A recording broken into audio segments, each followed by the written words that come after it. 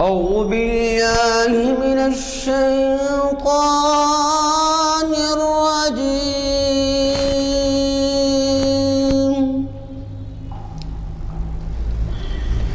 بسم الله الرحمن الرحيم.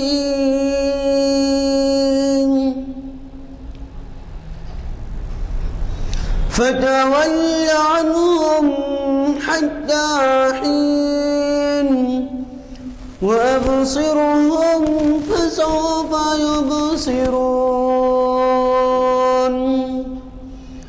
أفبعذابنا يستعجلون.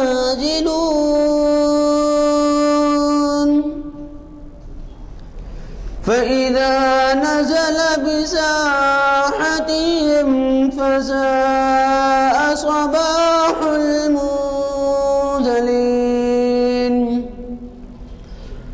وتول عنهم حتى حين وأبصر فسوف يبصرون. سبحان ربك ورب العزة عما يصفون. وسلام على المرسلين والحمد لله رب العالمين. صدق اللہ العظیم. آج جماعت کے اعلان کیا گیا کہ آج ہماری محفل اقبال شناسی. ذرا باہر جا کے بات کریں، باہر جا کے بات کریے. آپ کے محفل اقبال شناسی کی آج جو نشست ہے اس کے بارے میں ابھی اعلان کیا گیا کہ یہ 792ویں نشست ہے اور اسے آج ہمارے ایک اقبالیات کے اسکالر پروفیسر خالد سعید صاحب مخاطب کر رہے ہیں اور اس کا عنوان ہے اقبال کی فکر کا جائزہ رباعیات کے تناظر میں. پروفیسر صاحب جہاں تک مجھے خیال پڑتا ہے ہمارے اب تک کے 792 نشستوں میں سے کسی نشست کو انہوں نے مخاطب نہیں کیا ہے، لیکن اب انہوں نے ہماری درخواست کو قبول کیا ہے. وہ مولانا ابوالکلام آزاد یونیورسٹی میں عہدے پہ فائز ہیں اور ہمیں خوشی ہے کہ اقبالیات کے خطاب کرنے والوں میں آج وہ بھی شامل ہو رہے ہیں اور ہمیں پوری توقع ہے کہ وہ آئندہ بھی ہم سے تعاون جاری رکھیں گے. ہاں، آپ جیسے واقف ہیں ہم ہمیشہ مقرر پر انتخاب چھوڑ دیتے ہیں عنوان کا. چنانچہ انہوں نے بہت ہی اہم عنوان دیا ہے آج کی نشست کے لیے،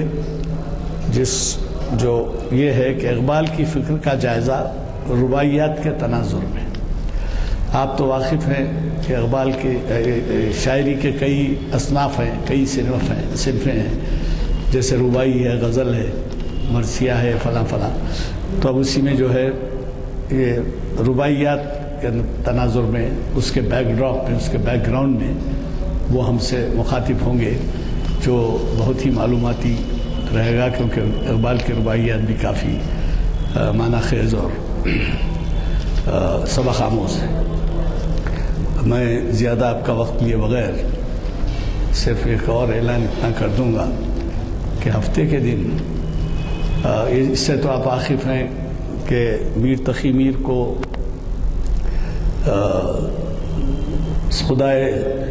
ناخدائے سخن کہا گیا ہے. اتنا بڑا مرتبہ ہے ان کا غزل میں، اور اس پر جو ہے حیدرآباد کے ایک نامور شاعر، بین الاقوامی شہرت رکھنے والے راشد اظہر، انہوں نے ایک کتاب لکھی ہے میر کی غزل گوئی، اور یہ ریلیز ہو رہی ہے ہفتے کے دن شام میں اردو ہال میں 6:30 بجے. ریفریشمنٹ وغیرہ ہوگا. ویسے تو آپ اگر آئیں تو 6:15 کو جماعت ہوتی ہے، ورنہ 6:30 کے بعد کچھ آدھے گھنٹے کے لیے ریفریشمنٹ رہے گا. پھر 7 بجے سے 1 گھنٹے کے لیے پروگرام ہوگا. اس میں ضرور شرکت فرمائیے، اس لیے کہ آپ کو خود اندازہ ہوگا کہ ایسے حضرات جو بدقسمتی سے ہمارے اردو شاعری ادب وغیرہ میں دلچسپی نہ رکھتے ہوں، ان کے لیے بہت بڑا سرمایہ رہے گا کہ وہ جو ہے میر کا مقام جان سکیں گے کہ انہوں نے وہ، جب میں کہہ رہا ہوں تو وقت کی تنگی ہے، ورنہ اشعار ایسے ہیں کہ زبان زد خاص عام ہو گئے ہیں، اور وہ جو ہے کئی جگہ جو ہے محاوروں کے طور پہ استعمال بھی ہوتے ہیں۔ تو بہرحال شرکت کیجئے، ہفتے کے دن مغرب میں تشریف لائیے اور وہاں آپ کو اس کا موقع رہے گا۔ میں زیادہ بغیر مزید آپ کا وقت لیے صرف اتنا ہی عرض کروں گا کہ اگلے اعلامیہ چھپ کے آ گئے ہیں، 1 سے 2 لیجئے، 2 سے 4 لیجئے، زائد لے کے اپنے حلقے میں دیجئے، مسجدوں میں بھی لگا دیجئے تاکہ لوگوں میں زیادہ سے زیادہ استفادہ ہو، اور کوشش کریے کہ نوجوانوں کو آپ ساتھ لیتے آئیں، نوجوان کو شرکت کرائیں اس میں۔ تو میں آج کے ہمارے مقرر پروفیسر خالد سعید صاحب سے گزارش کرتا ہوں کہ وہ شہ نشین پر تشریف لائیں اور ہمیں اپنے ہے اقبال کا فکری نظام لالہ طور کے رباعیات کے تناظر میں۔ اقبال کا فکری نظام کا جب لفظ ہے، یہ واحد شاعر ہیں اردو ادب میں، شعر و ادب میں، اردو شعر و ادب میں، کہ جن کا اپنا ایک فکری نظام ہے۔ بلند فکری تو غالب کے پاس بھی ہے، میر کے پاس بھی ہے، لیکن نظام فکری نظام نہیں۔ یہ فرق اس کے بعد یہ اقبال پہ ہی ختم ہوا یہ سلسلہ، یہ فکری نظام، ایک نظام کو انہوں نے ڈیولپ کیا ہے۔ اس فکری نظام کے 4 بنیادی عناصر ہیں: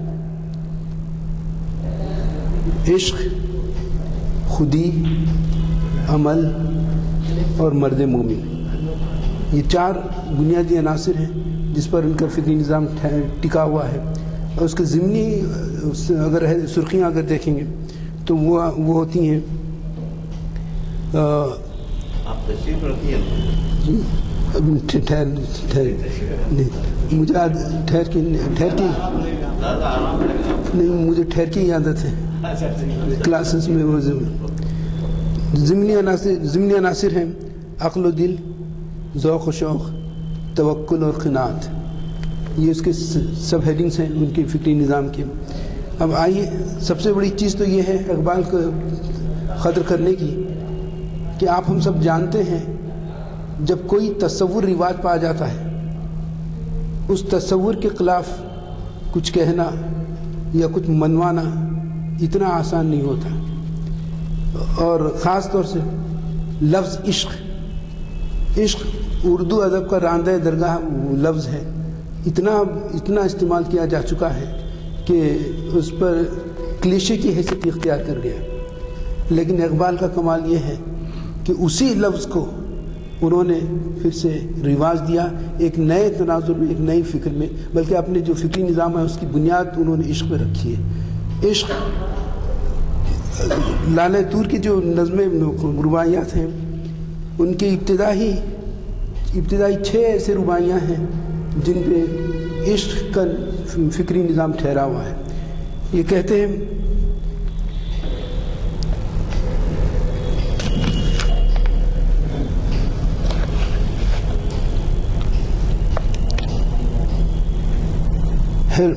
ہے روشن دل میرا سوزے دروں سے، ہے روشن دل میرا سوزے دروں سے، میری آنکھیں جہاں بھی اشک خوں سے۔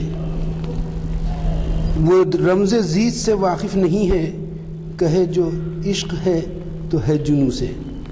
وہ رمز عشق سے واقف نہیں ہے، کہے جو عشق ہے تو ہے جنوں سے۔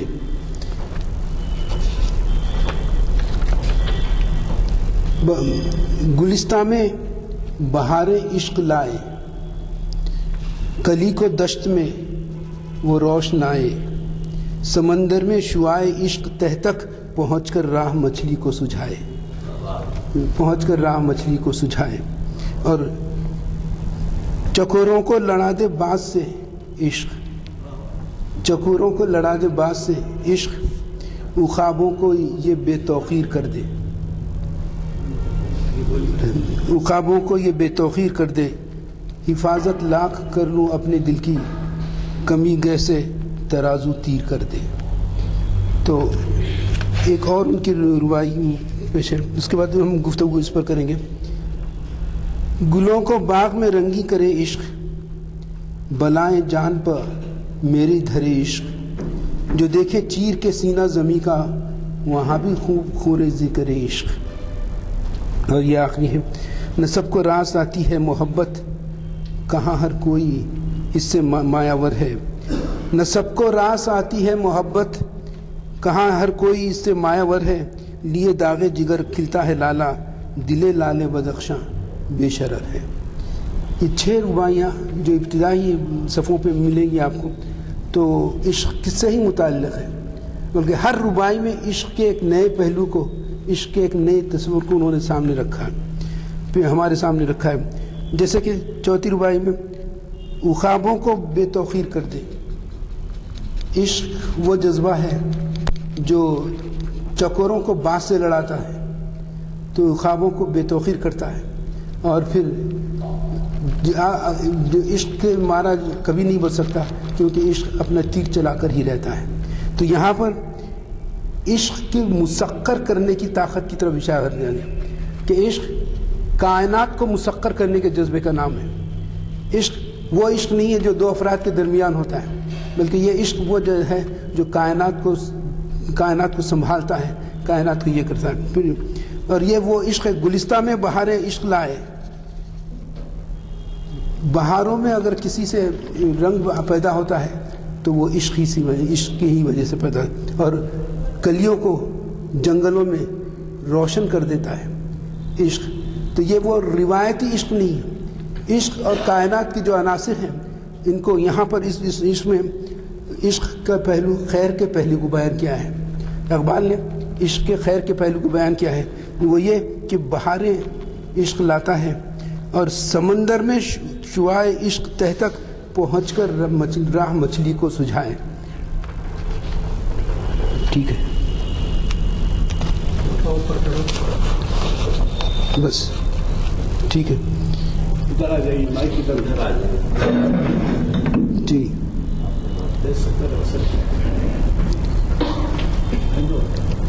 تو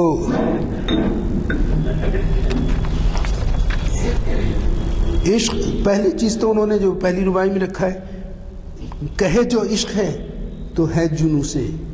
یہ تفریق پیدا کر دیا انہوں نے کہ عشق ایک الگ چیز ہے، جنوں ایک الگ چیز ہے۔ اور عشق کے ساتھ، دراصل اقبال کا عشق، تصور عشق میں عشق وہ جذبہ ہے جس کے ساتھ عقل بھی ہوا کرتی ہے، شعور بھی، یعنی یہ وہ عشق ہے جو شعور بھی رکھتا ہے۔ جنوں کا صرف جنوں کے عالم نہیں جس میں شعور کی کوشش کوئی دخل نہیں ہوتی۔ پہلی تفریق انہوں نے یہ پیدا کی کہ عشق اور جنوں ایک چیز نہیں ہے۔ اور یہ کہتے ہیں، ہے روشن دل میرا سوزے دروں سے، میری آنکھیں جہاں بھی اشک خوں سے۔ یہ وہ رمز زید سے واقف نہیں ہے، کہے جو عشق ہے تو ہے جنوں سے، کہ عشق دل کو گرمانے والا، دل کو گداختگی ادا کرتا ہے، وہ جذبہ عشق ہے۔ اور اگر دل گداختہ نہیں ہے تو پھر وہ نہ کسی دوسروں کے درد کو سمجھتا ہے، نہ دوسروں کے آن کو سمجھتا ہے۔ اور اقبال نے ایک رباعی میں اپنے یہ کہا ہے کہ جو اوروں کے دکھ نہ جانتا ہو وہ تن زندہ تو ہے لیکن جان نہیں ہے۔ تو یہ فرق ان کے پاس پایا جاتا ہے کہ اوروں کے درد کو سمجھنا، تو عشق اوروں کے درد کو سمجھنے والا عنصر، سمجھنے والا اور سمجھانے میں مددگار عنصر ہے۔ جب تک یہ عشق کا عالم یہ نہیں رہتا، یعنی جب تک دل گداختہ نہیں رکھتا تو عشق اس پر نامکمل ہوتا ہے۔ تو عشق کو وہ جذبہ ہے جو انسان کو دل گداختہ کی حیثیت دیکھتا ہے۔ اور دوسرے بھی اس میں انہوں نے لکھا ہے، سمندر میں شعاع عشق تہ تک پہنچ کر راہ مچھلی کو سجھائے۔ سمندر کی گہرائیوں میں مچھلی کو راستہ دکھانے کا کام عشق کی مہر سے، عشق کے صورت سے ہی ممکن ہے۔ جو میں نے بتایا تھا کہ ابھی کہ یہ عشق کا خیر کا تصور، عشق خیر بھی ہے، عشق جلال بھی ہے، عشق کمال بھی ہے، عشق جمیل بھی ہے، عشق شکیل بھی ہے، عشق کائنات میں توازن پیدا کرنے کا نام ہے، عشق کائنات کو ترقی کو طرف آگے لے جانے کا نام ہے۔ یہ وہ جذبہ عشق ہے، اس کے بغیر کوئی چیز فرد کامیاب نہیں ہوتا۔ تو اسی لیے انہوں نے اپنے فکری نظام کی پہلی جو اینٹ رکھی، پہلی جو ستون قائم کیا ہے وہ ہے عشق۔ اب اس کے بعد آتا ہے عشق کے بعد خودی. ابھی ڈاکٹر صاحب تقی صاحب بتا رہے تھے آئندہ ان کا لیکچر ہوگا تو خودی پر ہوگا. تو میں بس 2 جملے خودی سے کہوں گا کہ جب تک کسی فرد کی اپنی خودی کا احساس نہیں ہوتا وہ فرد نامکمل ہے. اور وہ پروفیسر خلیفہ عبدالرحیم نے بہت ہی عمدہ تشریح و توضیح کی خودی کی. اور میں سمجھتا ہوں خودی کے اقبال کے بہت اشعار مل جائیں گے, بہت رباعیاں مل جائیں گی, لیکن ایک شعر جو ان کی ساری خودی کے خلاصے کو پیش کر سکتا ہے تو وہ ہے خودی کا سر نہاں لا الہ الا اللہ, خودی ہے تیغ فساں لا الہ الا اللہ. اور اتنی عمدہ بات انہوں نے 2 مصروں میں کہہ دی. خودی کا سر نہاں, خودی کا پوشیدہ راز وہ ہے لا الہ الا اللہ. اور خودی تشبیہ دوسرے مصرے میں خودی کو سمجھانے کے لیے تشبیہ دے رہے ہیں. خودی ہے تیغ فساں لا الہ الا اللہ, اس کی دھار اگر خودی تلوار ہے تو اس کی دھار کلمہ طیبہ کا پہلا جز ہے لا الہ الا اللہ. اور آپ تو جانتے ہیں کسی تلوار کی اہمیت اسی وقت تک ہے جب تک کہ وہ دھار رکھتا ہے. ادھر دھار گئی تو فولاد کا ٹکڑا ہو جاتے ہیں, وہ فولاد کا ٹکڑا ہو جاتا ہے, تلوار تو نہیں رہتی. تو اسی لیے خودی وہ تیغ ہے تو اس کی دھار لا الہ الا اللہ ہے. لیکن اب سوال یہ پیدا ہوتا ہے کہ وہ پہلا مصرع جو ہے خودی کا سر نہاں لا الہ, ایک طرف تو اعلان کر دیے تقابل, یہ پیراڈاکس اقبال کا دیکھیے, ایک طرف تو اعلان کر رہے ہیں کہ خودی کا راز بھید چھپا ہوا ہے, اور وہ چھپا ہوا یہ ہے لا الہ الا اللہ, وہ سامنے ہی ہے. پھر چھپا کیا رہ گیا؟ چھپا ہوا جو رہ گیا اس کی تشریح کے لیے میں غالب کے خط سے جنہوں نے محمد حسن عسکری نے کوٹ کیا تھا تو وہ واقعہ سنانا چاہوں گا. نواب کالے تھے غالب کے دوستوں میں سے, ان کو یہ ایک شوق ہوا کہ اپنی آخری عمر میں کہ کچھ ہدایتیں حاصل کریں. تو دلی کے بزرگ کے پاس گئے, نام مجھے یاد نہیں آ رہا, میں وہ بتا دوں گا. تو جا کر انہوں نے پوچھا کہ کچھ اورات کچھ اذکار سکھا دیجیے تاکہ میری آخرت درست ہو جائے. تو انہوں نے کہا لا الہ الا اللہ کا ورد کیجیے. تو وہ سمجھ رہے تھے کہ کوئی بڑی آیت, کوئی بڑی رخرت, کوئی ایسی بات انوکھی ہو پیش کریں گے, لیکن وہ خود بد نہیں ہوا. پھر وہ 1 ہفتے کے بعد جب پھر گئے دوبارہ تو پوچھا کتنی بار آپ نے پڑھا ہے؟ تو ایک تعداد بتائی کہ 500 بار 700 بار پڑھ چکا. لیکن آپ کچھ یہ توقع رکھے تھے کوئی اگلا کوئی آیت بتائیں گے, اگلی کوئی آیت بتائیں گے کچھ ایسا, مگر پھر انہوں نے کہا پھر پڑھو اسے. تو پھر پڑھ کے دوسری بار بھی گئے تب بھی وہ ہوا, اور پھر وہی ہوا. تو تیسری بار بھی حکم دیا گیا پھر پڑھیے. جب تیسری بہت مایوس ہو چکے تھے, حاضر ہوئے, پھر پڑھا. تو انہوں نے کہا سوچ کر پڑھا تم نے, سوچ کر پڑھا تم نے؟ تو وہ تو انہوں نے کہا نہیں ایسے تو بات نہیں, سوچ کر پڑھیے. جب چوتھی بار پہنچے پڑھے تو پوچھا کتنے بار پڑھے؟ سوچ کر جب پڑھتا ہوں تو 10 بار بھی نہیں پڑھ سکا میں, 10 بار بھی نہیں پڑھ سکا میں. تو یہ وہی راز ہے جو اقبال یہاں پیش کر رہے ہیں. اس کو ڈسائفر کیا خلیفہ عبدالحکیم نے اپنی کتاب میں بڑی عمدہ انداز سے کہ لا الہ کے پڑھنے سے کیا حاصل ہوتا ہے. لا الہ نہیں کوئی, تو یہ نہیں کسی کا آپ کے دل سے یہ تصور نکل جانا چاہیے. دل سے آپ سے یہ کوئی ہے, کوئی بڑا ہے, کوئی دادا ہے, کوئی سرمایہ دار ہے, کوئی ہے. تو جیسے آپ تصور کرتے جائیں گے تو آپ اس کے غلام ہوتے جائیں گے. جب نہیں کا آئے گا, نیگیشن کا عمل آئے گا تو آپ سے وہ بڑاپن ان کا نکل جائے گا, وہ خوف نکل جائے گا, وہ تملق پسندی نکل جائے گی. ایسی شخصیتیں. تو انہوں نے 17 عناصر بتائے, اور جب نہیں کوئی سوائے اللہ کے, تو یہ تو غیر کے بارے میں. جب اپنے بارے میں سوچتا ہے کہ نہیں کوئی, میں نہیں ہوں, ہستی کی نفی کرنا, تو جب میں نہیں ہوں کا خوف ہوگا تو تملق پسندی نکل جائے گی, خوف نکل جائے گا, اس کے مکر اور جتنے جذبے ہیں وہ نکل جائیں گے. اس کے بجائے کثر شامل ہوگا. اور انہیں بڑی تفصیل میں بتائی. تو اس طرح خودی کی تربیت ہوتی ہے. اقبال نے بھی اس بارے میں یہی کہا ہے کہ خودی کو انہوں نے بتایا، لیکن ایک چیز ہے، خودی کی پہچان جب ہوتی ہے تو وہاں دو عناصر جو ضمنی عناصر ہیں لیکن فکر کی تشکیل میں بہت اہم مقام رکھتے ہیں، وہ ہے عقل اور دل. اقبال کی شاعری اور خود اس مصنوعیوں میں دیکھیں گے تو بہت زیادہ لازم ہے دل کے ساتھ رہے پاسبان عقل، لیکن کبھی کبھی اسے تنہا بھی چھوڑ دے. تو یہ سچ ہے کہ اقبال نے خودی کی تربیت کے لیے عقل و دل کا ایک ایسا اوزار عطا کیا ہے جس میں دل کو بہت زیادہ اونچا مقام دیا گیا ہے کہ وہ دل ہی ہے جو آپ کی خودی کی تربیت میں بہت بڑا رول ادا کرتا ہے. کیوں کہ دل اگر آپ کا، ایک ربائی ان کی لکھے، اگر دل مضبوط ہے تو شیر بھی بکری کی طرح بن جاتا ہے، اور اگر دل مایوس ہے تو ہرن بھی چیتے کی طرح نظر آتا ہے.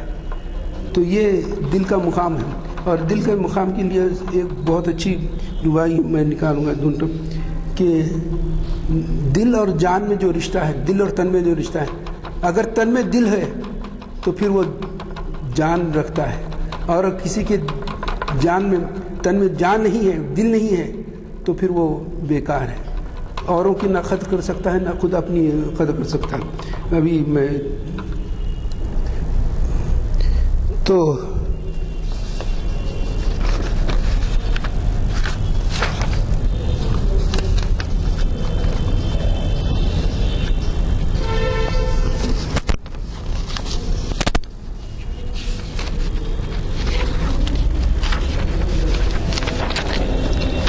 دل اور عقل کے بارے میں، دل سارے عالم کا حاصل ہے، دل سارے عالم کا حاصل ہے.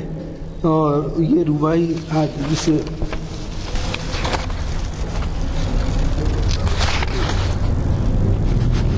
یہ عالم مشتغل، دل اس کا حاصل، یہ عالم مشتغل، دل اس کا حاصل، یہی ایک خون کی بوند اس کی مشکل.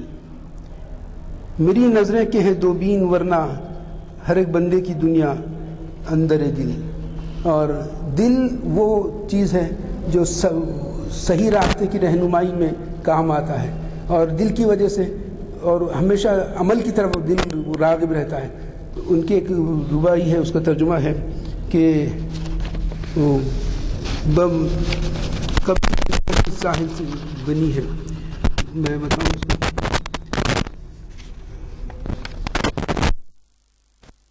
کہ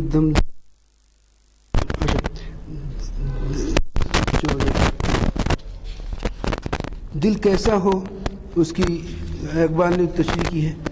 تن اس مٹی سے وہ پیدا کریں، تن اس مٹی سے وہ پیدا کریں جو حصار سنگ سے مضبوط تر ہو. تن اس مٹی سے وہ پیدا کریں جو حصار سنگ سے مضبوط تر ہو، اور اس میں ہو دل درداش نائک کہ جوں کوثار کے دل میں ندی ہو. تو انہوں نے کوثار کی مثال دیتے بتائیں. کوثار وہ پتھریلا علاقہ، لیکن اس میں جو ندی بہتی ہے تو انسان کو بھی اپنی تن کا، اپنی ہستی کو اتنی مضبوط بنانا چاہیے، حصار سنگ کی طرح مضبوط بنانا چاہیے، لیکن اس میں رہنے والا دل ندی کی طرح موزن ہو، پاک ہو، صاف ہو، جبھی یہ اس کی بات آ سکتی ہے کہ تن اس مٹی سے وہ پیدا کرے جو حصار سنگ سے مضبوط تر ہو، اور اس میں ہو دل درداش نہ یوں کہ جوں کوثار کے دل میں ندی ہو. ان کے لیے، ان کے پاس دل حقیقت و صداقت کی پہچان کا ایک ذریعہ ہے. دل حقیقت و صداقت کی پہچان کا ایک ذریعہ ہے. دل ہر دم سرگرم رہنے والا ہستی کا نام ہے. اور دل فرشتوں سے، اور فرشتوں سے اگر دل کی بنیاد پہ فرشتہ اور انسان میں امتیاز کا کام کرتا ہے. اور دل کی وجہ سے ہم اس کو جن اور انس کو الگ کر سکتے ہیں. اور اس لیے کہ فرشتے دل سے محروم ہیں، اور جبکہ انسان دل سے کی وجہ سے اس کا درجہ ان فرشتوں سے بھی بڑھ کر ہے. دل کی وجہ سے، اچھا، دل اوروں کے درد پہچانتا ہے. دل خلوت گاہ الہی ہے. یہ وہ مسکن ہے جہاں پہ اللہ کی جلوہ کار فرما رہتا ہے. اور خود انسان کا بھی دل خود انسان کے لیے خلوت گاہ ہے. دل تاریخی حیثیت رکھتا ہے. دل شوق و جستجو کا حامل ہوا کرتا ہے. یہ وہ سارے جب تک کسی سینے میں کسی انسان کی ہستی ہے دل گداختہ نہیں وہ انسان فائز رہنے کا حقدار بھی نہیں. دل گداختہ ہماری ساری مشرقی شعری روایت میں تو ہے، لیکن اقبال نے خاص طور سے اسے دیا ہے. اور دل ہی وہ چیز ہے جو سود و زیاں سے آگے کی چیز، سود و زیاں کی پرواہ نہیں کرتا. عقل سود و زیاں کی پرواہ کرتی ہے. تو اس میں ابھی میں رباعیاں ثبوت کے طور پہ آپ کو بتاؤں گا.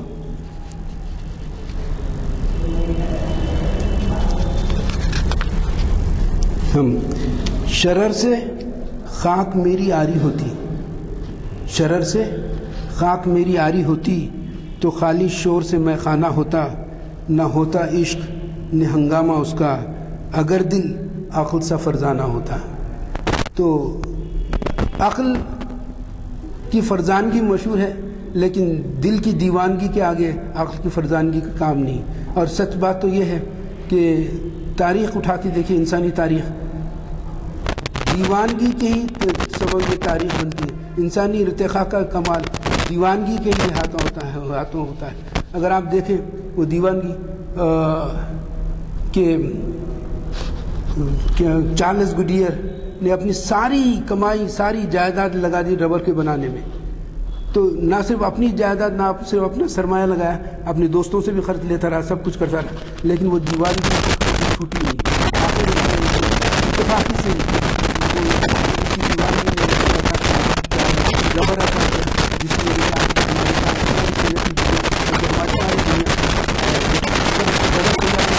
تو یہ 4 کلو کی گاڑیاں تیار نہیں ہوتی. اس کا جو ہے اس کے ساتھ جاتا ہے. اور دیوانگی کے بھی اندازہ کر لیجیے کہ نیوٹن نے سیب کے پیڑ کے نیچے بیٹھا گرنے کے اتنی فرزانہ کو کھا لیتا، مگر دیوانہ کا نیوٹن یہ سوچا سیدھا کیوں نہیں گیا، ادھر کیوں نہیں گیا، اور اس نے ڈسکوری کی، قوت شقل کی. تو دیوانہ نے ساری دیتا ہے. وہ دیوانگی نہیں تو کیا پتھر کھاتی خون ایڑیوں تک پہنچنے کے بعد دیوانگی تیار ہے. اور دیوانگی بغیر دیوانگی کے ساری مشرق سائڈ اور خصوصاً اقبال کی شاعری میں خیر، لیکن اقبال نے ایک چیز لکھی کہ خالی دیوانگی کے بجائے اس میں عقل کا تھوڑا شعوری عنصر بھی شامل کیا ہے کہ جب تک یہ شعور کا تھوڑا سا حصہ شامل نہ ہو تو دیوانگی دل میں تبدیل ہو جائے. تو اس سے بچنے کے لیے انہوں نے کہا مگر مقام ان کے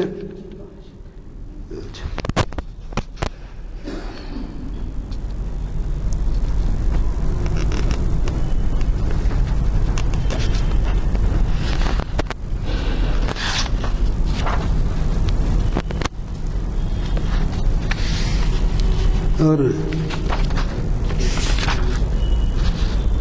جی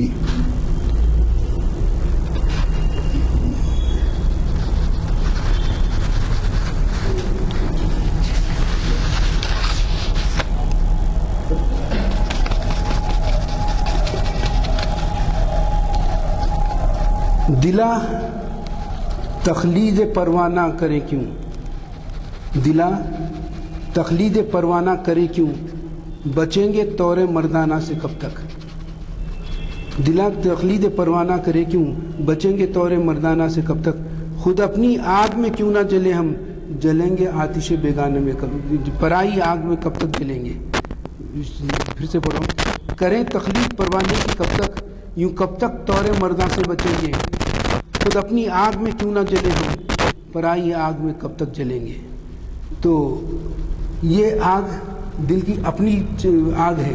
اب پرائی آگ سے جلنا سے وہ مقصد نہ وہ گداختگی دل کو حاصل ہوتی ہے، نہ مقصد سے دل کو حاصل ہوتی ہے. اور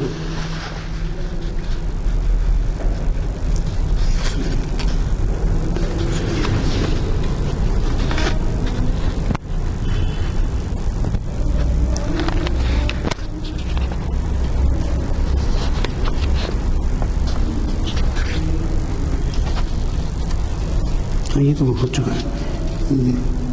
اچھا وہ اگر جلدی مل جاتی ہے وہ ربائی میری پسندیدہ بہت پسندیدہ ربائی ہے وہ.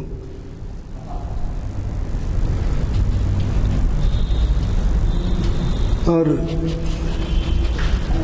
یہ جو آگ کی بات ہم کر رہے تھے, گداختگی کی بات کر رہے تھے, اس پہ انہوں نے بڑی تمثیلی انداز سے بڑا کہا. یہ شاعر رنگی بیاں سے, کہا یہ شاعر رنگی بیاں سے, جلے کر مثل لالا فائدہ کیا, جلے کر مثل لالا فائدہ کیا, نہ تجھ سے غمزدوں کی شام روشن, نہ اپنی آگ میں خود کو تپایا. تو خود کی آنچ میں تپانا یہ اس کی اس فرد کا ہے جو عشق میں مبتلا ہے, جو دل کو رکھتا ہے. اور یہاں مثل لالا کو انہوں نے بتایا کہ سرخی, اس کی سرخی دراصل اس کی آگ کی دیر ہے, لیکن اس میں فرق یہ ہے. ایک اور ربائی میں کہتے ہیں لال بدخشاں, ابھی ہم دیکھ لال بدخشاں جو لال ہیرا ہوتا ہے اس میں بھی سرخی رہتی ہے, لیکن فرق یہ ہے لال بدخشاں مردہ حرارت رکھتا ہے, لالے اور یہ لالا گلے لالا زندہ حیات رکھتا ہے. اس کی اقبال کی ایک اچھی نظم ہے عقل و دل. عقل و دل میں انہوں نے عقل اور دل کا مقابلہ کرتے ہوئے, تقابل کرتے ہوئے پیش کیا ہے کہ عقل کیا کیا کر سکتی ہے اور دل کیا کرتا ہے. تو یہی بتایا کہ دل بولتا ہے وہ اسے حقارت کے ساتھ کہتا ہے, عقل کہتی ہے کہ تو ایک صرف خون کی بوند ہے, تیرا اس سے مطلب ہی کیا. تو اس نے کہا کہ ٹھیک ہے میں ایک خون کی بوند ہوں, اور مجھے دیکھ میں لال بدخشاں کی طرح ہوں. کہ اقبال کی نظموں کا ایک خصوصیت سب سے بڑی یہ بھی ہے کہ وہ مکالمہ آمیز ہوتی ہیں, مکالمہ کرتی ہیں اور کردار ہوتی ہیں. اس وصف کو لیتے ہوئے ہم آسانی سے اپنے اسکول کے بچوں کو سمجھانے کے لیے کردار ڈرامے کے طور پر اقبال کی نظموں کو اسٹیج کیا جا سکتا ہے. یہ ایک بہت اہم نقطہ ہے کہ ڈرامے کے طور پر کیا جا سکتا ہے. ان کی جتنے انہوں نے نظمیں لکھی خاص کر بچوں کے لیے, اس کے بچوں کے بعد بھی ان میں بڑے اگر جیسے کہ شعاع امید ہندوستان کی تاریخ کا نقشہ کھینچ دیا, لیکن میرا خیال ہے کہ اس کو بہترین انداز سے اسٹیج کیا جا سکتا ہے اور اسٹیج کر کے اس کے نظم کے پہلو سمجھایا جا سکتا ہے. تو اس میں انہوں نے یہی کہا کہ عقل عیار ہے سو بحث بنا لیتی ہے, تو مگر دل سو بحث بدلنا نہیں جانتا. دل اصل تک پہنچنے کا سب سے بنیادی ذریعہ دل کا ہے. ایک اور اس ان کے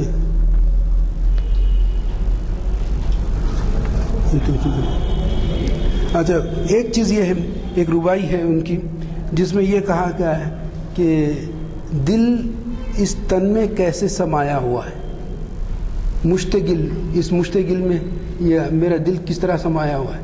یعنی ان کا کہنا ہے انسانی ذات کو تو مشتغل کہہ رہا ہے, ایک مٹھی مٹھی, اور دوسری بات یہ کہہ رہے ہیں اور اس مٹھی بھر مٹی میں میرا یہ دل کیسے سما جا سکتا ہے, کیونکہ دل تو اتنا وسیع ہوتا ہے تو اس کی وسعت کے آگے تن کی گنجائش کم پڑتی نظر آتی ہے. لیکن اسی یہاں بھی اقبال نے وہ پیراڈاکس کیا ہے کہ جس کی کیا یعنی تنگی اور وسعت کا دونوں کا مظاہرہ کیا, کیونکہ دل ہی وہ ذریعہ ہے جہاں نور خدا بندی کا اظہار ہوتا ہے, دل ہی وہ ذریعہ ہے جہاں پر خیالات اور افکار کا ہجوم رہتا ہے. دل ہی اچھا اس کے لیے بہت زیادہ وسعت چاہیے تھی, لیکن وسعت کے حامل ہوتا ہے اور اس کے باوجود وہ ایک تن میں سمایا ہوتا ہے. ابھی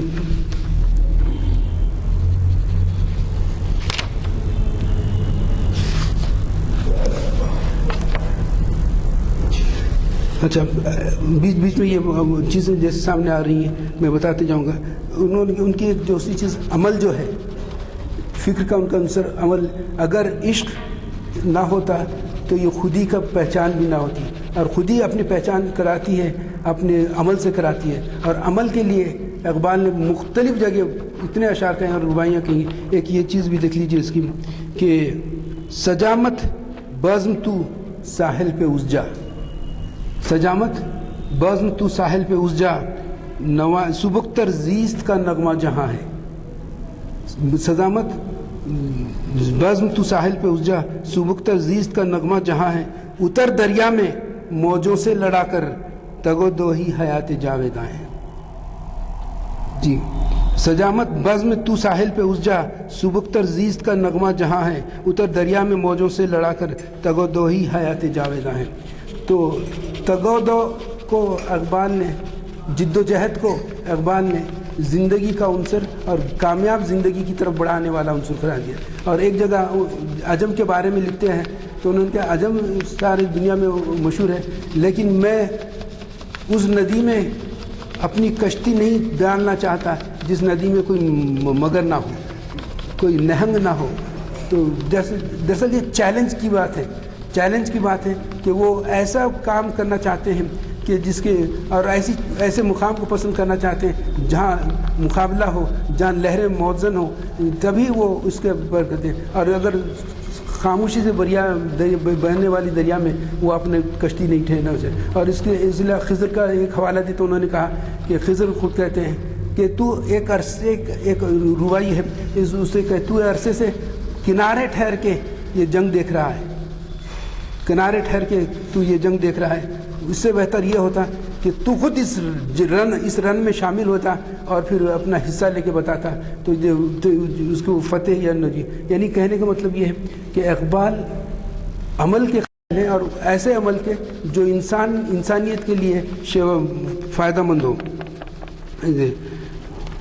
اور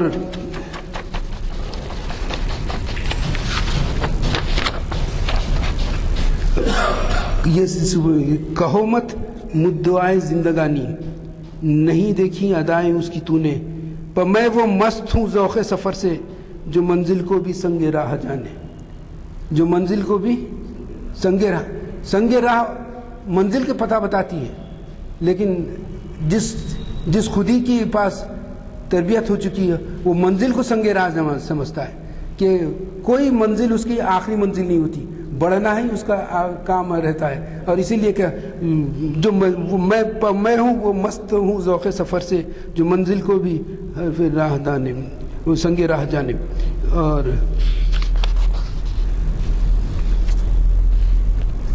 کسی کنکر پہ جو ڈالے نظر تو، یہاں پر ہدایت ان لوگوں کی طرف سے ہے، ہدایت حاصل کرنا اور ہدایت دینا.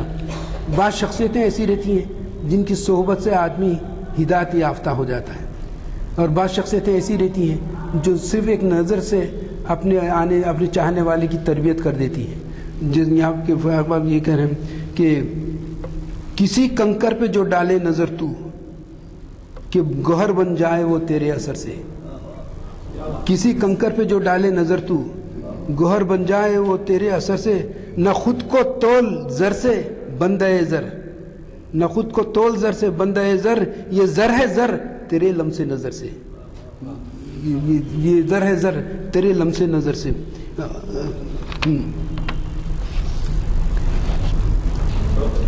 یہ دیکھیے، نہ پوچھو عشق اور نئے رنگی اس کی کہ وہ ہر رنگ میں اظہار چاہے. عشق ہر رنگ میں اظہار چاہتا ہے، تو نہ پوچھو عشق اور نئے رنگی اس کی کہ وہ ہر رنگ میں اظہار چاہے. درون دل نہیں نقطے سے بڑھ کر، زباں پر آئے تو بے انتہا ہے، زباں پر آئے تو بے انتہا ہے. تو یہ اب دیکھیے، اور اس مطالعے میں مجھے ایک چیز یہ سامنے آئی کہ اقبال، ابھی میں ڈاکٹر صاحب سے گفتگو کر رہا تھا، ان سے ہدایتیں حاصل کر رہا تھا کہ اقبال اپنی دوسرے غزلوں میں، نظموں میں کے مقابل میں ان رباعیوں میں کچھ مختلف کچھ لبرٹی لیتے نظر آتے ہیں، اور انہوں نے ایسے مسائل کو بھی چھیڑا ہے جسے کہتے ہوئے زبان جلتی ہے. تو مگر بڑے سلیقے سے انہوں نے باتیں اٹھائی. یہاں پر ایک اس کے دیکھیے، ہوں تیری دید سے روشن، استاد اور نگاہ ڈالنے والا اور نگاہ کو سہنے والا، اس کے رشتے کو دیکھیے. ہوں تیری دید سے روشن سراپا، ہوں تیری دید سے روشن سراپا، تو سورج ہے تیرا سیارہ میں ہوں. ہوں تیری دید سے روشن سراپا، تو سورج ہے تیرا سیارہ میں ہوں. ادھورا ہوں رہا جو دور تجھ سے، تو خراں ہے تیرا سیپارہ ہوں میں. تو خراں ہے تیرا سپارہ ہوں میں.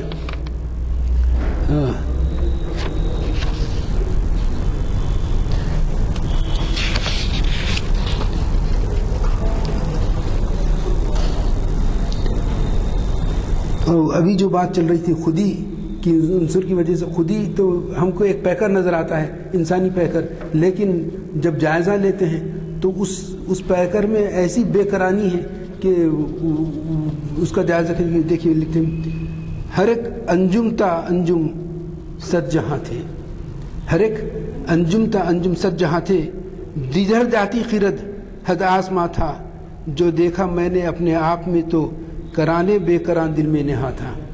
تو دل وہ مقام ہے جو کرانے اور بے کران، جس کا کوئی کنارہ نہیں نظر آتا، تو وہ دل اس کا. ہاں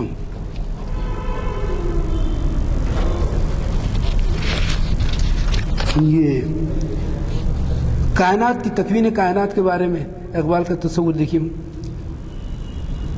تجھے تھا درد تنہائی، تجھے تھا درد تنہائی، لہذا جہان رنگ بو تو نے کیا خلق.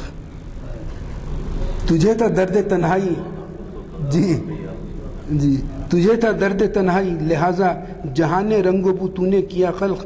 ہوا میں عشق سے بے باک، غم کیوں کہ یہ سب ہائے ہو تو نے کیا خلق، کہ یہ سب ہائے ہو تو نے کیا خلق.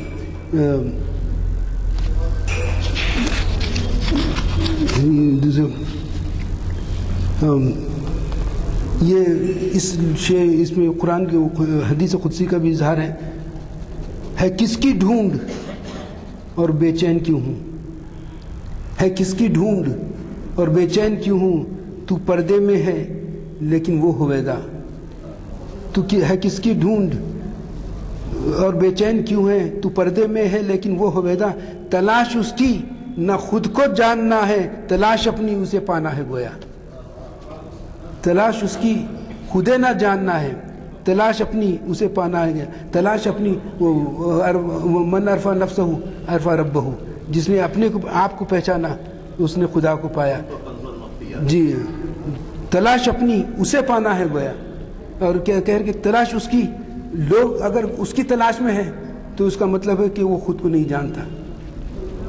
تلاش اس کی نہ خود کو جاننا ہے، تلاش اپنی اسے پانا ہے گویا. تو یہ اقبال کی بڑی عمدہ رباعیوں میں سے ایک ہے. اور یہ دیکھیے، میرے سینے میں ایک عالم نہا تھا، میرے سینے میں ایک عالم نہا تھا، میری مٹی میں دل ہے دل میں غم ہے. میرے سینے میں ایک عالم نہا تھا، میری مٹی میں دل ہے دل میں غم ہے. اسی میں سے سلگتی ہے میری جاں کہ اندر سے ابھی پیالہ جو نم ہے، کہ اندر سے ابھی جو پیالہ جو نم. آپ جانتے ہیں کہ مٹی کے جو پیالے بنے جاتے ہیں آگ میں دبائے جا کے پکانے کے بعد نکالتے ہیں. تو یہ اسی اقبال نے اسی منظر کو اسی تشبیہ کے طور پہ اسی میں سے سلگتی ہے میری جاں کہ اندر سے ابھی پیالہ جو نم ہے. پیالے کی ساخت میں اندرون میں ابھی وہ نمی باقی ہے، وہ پختگی نہیں آئی جو آسانی سے کسی کو پہچان سکتی ہے. اور یہ یہاں پر پورے میچور حضرات ہیں. اس اقبال نے جو مسئلہ کو چھیڑا ہے اس پہ آپ لوگوں کی توجہ میں چاہوں گا. کہوں کیسے کہ ہیں یہ خیر و شر کیا، کہوں کیسے کہ ہیں یہ خیر و شر کیا، لرستی ہے زباں ہے مانے تہدار. کہوں کیسے کہ ہیں یہ خیر و شر کیا، لرستی ہے زباں ہے مانے تہدار. بظاہر شاخ پہ کانٹے بھی گل بھی، دروں اس کے نہ گل ہے نہ کوئی خار. باہر کانٹے اور گل تو ہیں، اور کانٹے شر کے استعارہ ہیں، تو پھول خیر کا استعارہ ہے. لیکن شاخ کے باہر یہ سب کچھ ہے، شاخ کے درون میں نہ کوئی کانٹا ہے نہ کوئی خار، نہ کوئی شر ہے نہ کوئی خیر. یہ بڑی فلسفیانہ اقبال ہی کر سکتے ہیں اسی کو گفتگو. نہ کانٹے ہیں نہ کوئی خار. یہ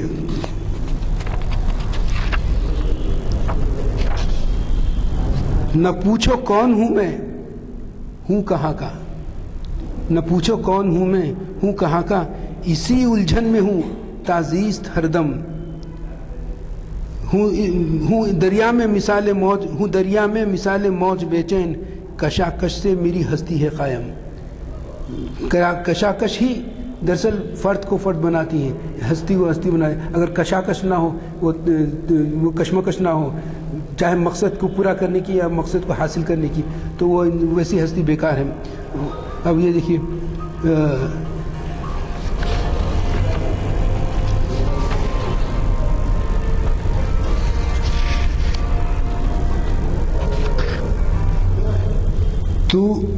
تو پردے میں ہزاروں تیرے جلوے، تو پردے میں ہزاروں تیرے جلوے، نگاہ شوق کو یارا نہیں ہے۔ غالب نے اسی بات کو کہا تھا کہ ہاں سجلوہ روبرو ہے جو مشگاں اٹھائیے، سجلوہ روبرو ہے جو مشگاں اٹھائیے، ہمت کہاں کہ دید کا احسان اٹھائیے۔ دید کا احسان اٹھانا اتنا آسان نہیں ہوتا۔ موسیٰ نے بھی کوشش کی تھی لیکن دیکھ نہیں پائے، دید نہ ہو پائی۔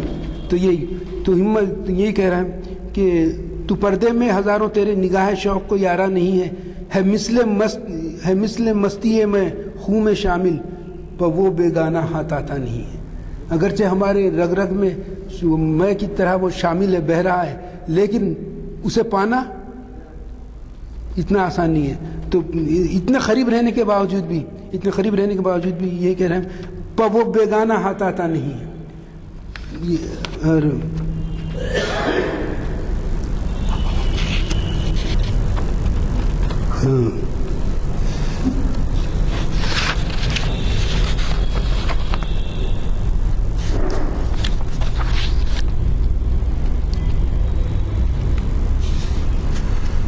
نہ جانوں میں، یہ ساری شاعری خودی کی پہچان کی شاعری ہے۔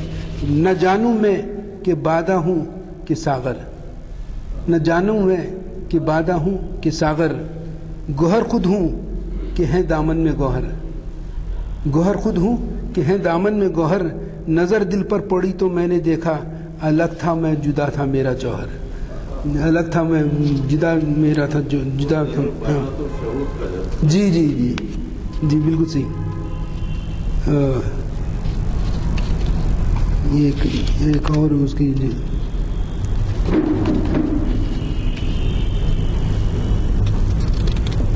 ایک مسئلہ انہوں نے یہ بھی چھیڑا ہے کہ خدا کی تخلیق کو خدا چھڑتا ہے لیکن اسے مکمل کرتا ہے زمانہ یا انسان۔ یہ بڑا اہم مسئلہ ہے کہ خدا کی تخلیق کو جو ہے وہ زمانہ پورا کرتا ہے یا انسان پورا کرتا ہے۔ یعنی تخلیق کا عمل وہاں سے جو شروع ہوا یہاں تک چلتا ہی رہتا ہے۔ کہنا یہ چاہتے ہیں میری دنیا ہے روز و شب کی پابند، کہاں ہے اس کا ہر ایک نقش پورا۔ میری دنیا ہے روز و شب کی پابند، کہاں ہے اس کا ہر ایک نقش پورا، تراش جائے ہے چھلنی خزاں کی، ابھی یہ پے کرے گل ہے ادھورا۔ اس شعر میں سب سے بڑی خوبی یہ ہے کہ تراش جائے ہے چھلنی خزاں کی، خزاں کی چھلنی بنا رہی ہے۔ تو گویا ہمارے سنوارنے میں خود موت کا بڑا ہاتھ ہے، موت کا بڑا تصور اس کا کام آتا ہے، اور وہ جب تک موت کا تصور نہ ہو تو اس کو مکمل کرنے کی خواہش باقی نہیں رہتی۔ کہاں تراش جائے چھلنی خزاں کی، ابھی یہ پے کرے گل ہے ادھورا۔ اچھا، یہ اقبال کی اچھی رباعیوں میں سے ایک ہے، مسافر دل کی دنیا سے بنی کب، مسافر دل کی دنیا سے بنی کب، کب اس کی اپنی منزل سے بنی ہے۔ مسافر دل کی دنیا سے بنی کب، کب اس کی اپنے دل سے بنی ہے، نہ سمجھو تن میں وہ آرام سے ہے، کب اس دریا کی ساحل سے بنی ہے۔ تو یہ دل کی گرفت نہ وقت کر سکتا نہ کہ، تو وہ دل اپنے راہ آپ چلنے والا ہے اپنے۔ اچھا، ایک اور کام کی عمل کی اہمیت بتاتے ہوئے انہوں نے کہا ہے، لیکن نقطہ ملاحظہ فرمائیے، بنا تیشے سے اپنے راہ اپنی، بنا تیشے سے اپنے راہ اپنی، عذاب ایک راہ چلنا دوسروں کی، بنا تیشے سے اپنے راہ اپنی، عذاب ایک راہ چلنا دوسروں کی راہ چلنا پسند نہیں، بلکہ تم اپنا راستہ خود نکالو۔ اور یہ آگے کہتے ہیں تیرے ہاتھوں اگر ہو کار نادر، تیرے ہاتھوں اگر ہو کار نادر، گناہ بھی ہے تو ہے کار ثوابی۔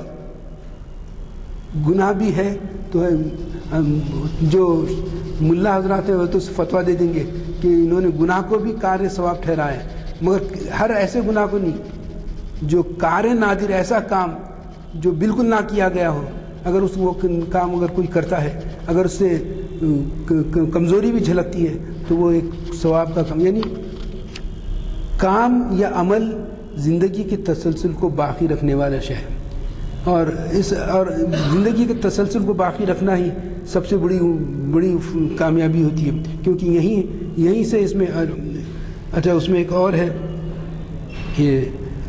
اور ہے کہ بتایا گیا کہ عمل یہ اسی دنیا میں ہوں گوشہ نشی ہوں، اسی دنیا میں ہوں گوشہ نشی ہوں، نہ افلاطون و فارابی کا مارا. یہ دونوں تھنکرز گزرے ہیں، تو نہ میں نے ان کے فارابی سے استفادہ کیا، نہ میں افلاطون سے. اسی دنیا میں ہوں گوشہ نشی ہوں، نہ افلاطون و فارابی کا مارا، نہ بینائی کسی سے بھیک میں لی، نہ چشم غیر سے دنیا کو دیکھا. تو اپنی نظر، اپنا ظرف، اپنے یہ تلاش کرنے کا ہنر یہ اپنے بنانے ہے. تو اقبال یہی کہہ رہے ہیں کہ اس کو انہوں نے فارسی میں چشم غیر کے بڑے اچھی ترکیب استعمال کی. نہ کردم از کسے درویز ہے چشم، نہ کردم از کسے درویز ہے چشم.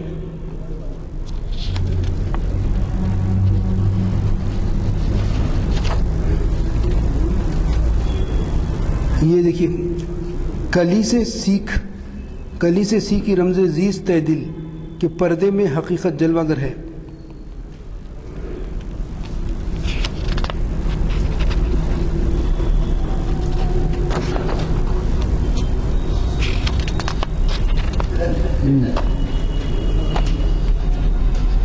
یہ شوخی یہ نہ تھا دنیا کو خود پر کوئی قابو، نہ تھا دنیا کو خود پر کوئی قابو، تو کوئی آرزو کی سمت نکل کر اس نے آغوش عدم سے ٹھکانہ قلب آدم میں بنایا.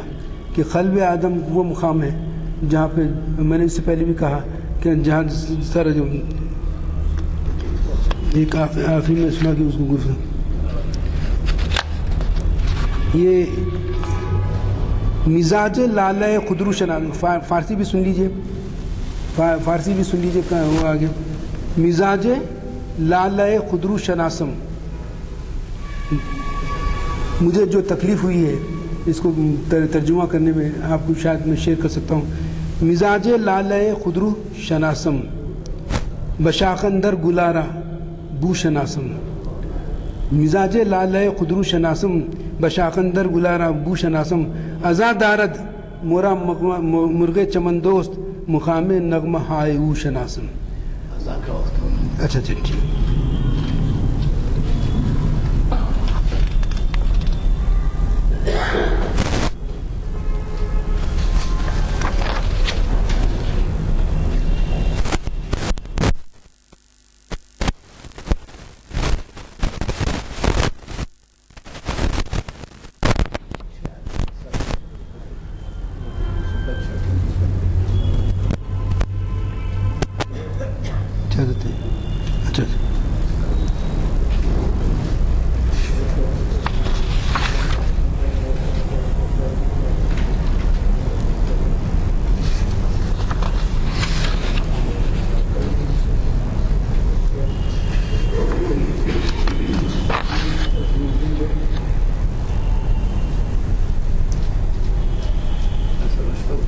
جی بس یہ دو سنا کے جی بالکل 2 منٹ کر جی میں 2 منٹ کر کے ختم. جی 2 چیزیں میں یہاں پیش کرنا چاہ رہا ہوں. ایک مزاج ایک اہم یہ ملی، یہ بہت اہم ربائی ہے، میں سمجھتا ہوں اقبال کے اہم ربائیوں میں سے ایک ہے. چے غمداری حیات دل ز دم نیست، چے غمداری حیات دل ز دم نیست کہ دل در حلقہ بود و عدم نیست. مخور اے کم نظر اندیشہ مرگ اگر دم رفت دل باقی است غم نیست. اس کو ترجمہ کرنے میں بڑی جان کھپی میری، مگر دیکھیے ترجمانی ہو گئی ہے، ترجمانی ہو گئی۔ نہ دل ہے حلقہ بود و عدم میں، نہ دل ہے حلقہ بود و عدم میں، نفس سے دل کا کچھ رشتہ نہیں۔ نہ دل ہے حلقہ بود و عدم میں، نفس سے دل کا کچھ رشتہ نہیں ہے، نہ کھا اے کم نظر تو موت سے خوف کہ دم جانے سے دل مرتا نہیں ہے، کہ دم جانے سے دل مرتا نہیں، یعنی اگر دم رفت دل باقی است غم نیست۔ یہ آخری تو اپنی اوس سے دریا بنا لے، تو اپنی اوس سے دریا بنا لے، اگر واقف ہے اپنے کیف و کم سے، رہے ہم چاند کے محتاج کب تک، کر اپنی رات روشن اپنے دم سے۔ ٹھیک ہے،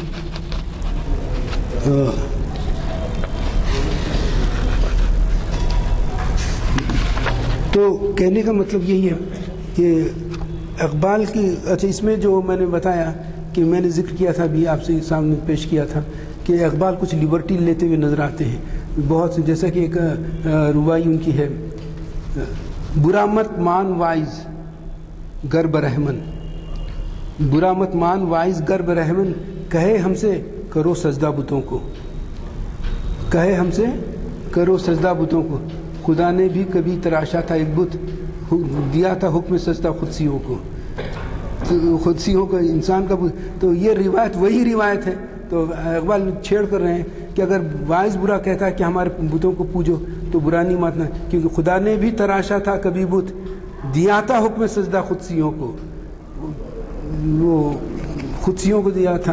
تو یہ چھیڑ، بہرحال ایک چیز میں یہ بتانا چاہتا ہوں کہ ان رباعیوں کی تیاری کے دوران، ترجمہ کاری کے دوران جن تجربوں سے گزرا، اس سے مجھے معلوم ہوا کہ اقبال کے کلام، اچھا ایک جو میں نے محسوس کیا اقبال کے کلام میں کہ ہندوستانی پن زیادہ ہے، فارسی کے ہونے کے باوجود بھی فارسی ہندوستانی اسٹائل کی فارسی ہے جو مجھ جیسے غریب کو بھی آسانی سے سمجھ میں آتی رہی ہے، اور حافظ سعدی کی فارسی ہمیں اتنی سمجھ میں نہیں آئی۔ تو یہ چیز ایک بہت اہم چیز ہے۔ اور دوسری چیز، انہوں نے آب و آتش و گل کا استعارہ ہمیشہ انسانی ذات کے لیے یا دنیا کے لیے لیا ہے۔ تو اور تیسری چیز، میں نے اکثر ترجمہ نگاروں کو دیکھا اقبال کے جو نیگیٹو اسٹائل ہے، نفیت کا اسٹائل ہے، کہ وہ اس اسٹائل کو تقریباً ترجمہ کاروں نے استفہامیہ نفی میں ڈالا ہے، یعنی نہیں آتا کہ بجائے کب آتا ہے، وہ کب وہ آتا، اس اسٹائل سے مدد لینے کی پڑی ہے۔ اور کوشش یہ ہے کہ شمس الرحمن فاروقی نے تو یہ کہا تھا کہ آزاد ترجمہ ہونا چاہیے، آزاد ترجمہ ہونا چاہیے، نہ بحر کی پرواہ نہ شر کی پرواہ۔ لیکن فاروقی جیسا حیت پرست نقاد جب یہ کہتا ہے تو سوچنا پڑتا ہے، کیونکہ حیت خود بھی فٹز جیرالڈ نے عمر خیام کی رباعیوں کا ترجمہ کیا تو اس نے قافیہ پیمائی کو برقرار رکھا، ردیف بھی رکھی، قافیہ بھی رکھے، اس کو کون سی ایسی مجبوری تھی، لیکن فٹز جو حیت کی بات تھی۔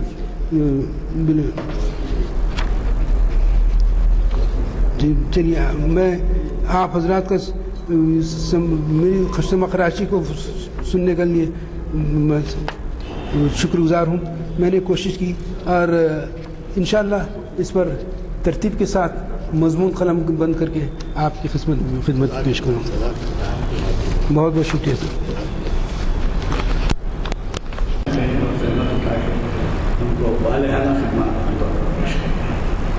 حضرات، میں نے پہلے ہی اعلان کیا ہے، ہفتے کے دن آپ چاہیں تو مغرب وہاں پڑھ سکتے ہیں، اور نہیں 6:30 بجے سے پہلے ریفریشمنٹ پھر 1 آدھے گھنٹے کے بعد